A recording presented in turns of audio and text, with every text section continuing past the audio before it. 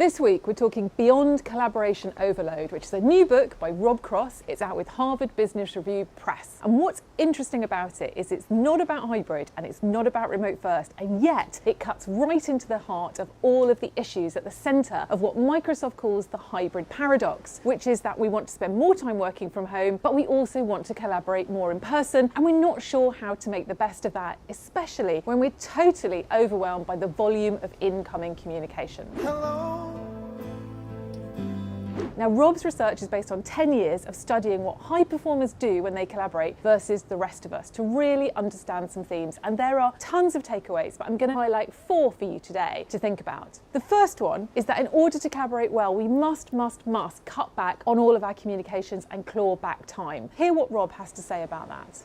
What we find is that people are really kind of fighting on the margins, and they're clawing it back by how they put structure into their work differently. They're more likely to block reflective time, strategically calendar, manage interdependencies, how they guard against their own triggers to jump in when we shouldn't, which surprised me in terms of just the volume of demand that we ourselves generate unwittingly because we have a deep desire to help others, or we're scared of what others think, or we have FOMO, or we like accomplishment. Second up, we have to reduce our micro stressors. And these are the ongoing, grainy, thorny issues that deplete our time and energy each day and each week, which we need to tackle a bit more systemically. We can't remove them, we can't get rid of all of them, but we must reduce the patterns that are impacting our performance.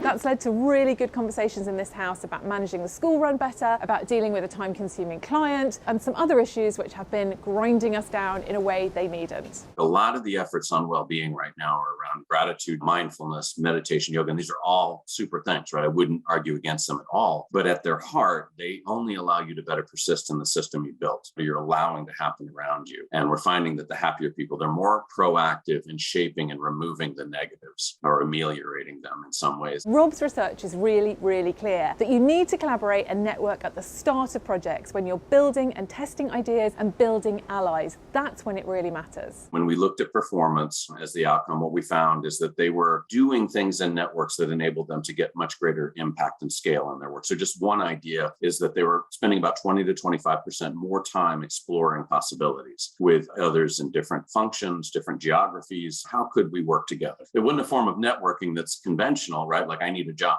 right? Or I need help. Fourth up is who you network and collaborate with. Now, Rob says, think like Kevin Bacon. There's a reason we talk about steps to Kevin Bacon, and that's because he's worked in loads of different genres of films, so he's really well connected. Compare that to, say, Hugh Grant in his rom-com extravaganza with 4 Weddings and Notting Hill and all the rest of those, and you can see how you would build much bigger networks in different areas. You see some companies saying, well, our productivity measures are actually up, but what they're going to see is almost every innovation in mankind's history has come as a product of combining different ideas or different expertise through these kinds of connections, and they've really gone away as people just haven't had the time to cultivate them. And I think that'll start to be apparent maybe 12, 18 months out. When I put this idea to Chris, my husband, who was watching a Grand Prix at the time, he went, yeah, that makes total sense. If I wanted to design a new generation Formula One car, I'd want to go and talk to someone in ballistics, someone in rocket science, somebody building high-speed trains, somebody working in nanotechnology, AI, material design, rather than talking to a bunch of other Formula One engineers. The point is to go and talk to people with different expertise and different skills and try and work out where the good ideas meet. There's loads more in Rob's book, and for the first time possibly ever, having got the press PDF, I then went and bought the hardback on the spot. It is well worth it. There's tons more in there. Have a look at him online. Do follow him. It's really wise. Next week, I'm hoping if we can get the scheduling with David Ellis right, that we're going to be talking about benefits and rewards. Something crazy is going on out there right now. I spoke to someone this week who's on just over 100 grand, who's been offered 160 grand by a competitor. Something mad is going on. We need to understand it and we need to know what to do about it. And David is the man to tell us. So I'm hoping he'll be here next Friday, and I look forward to seeing you then.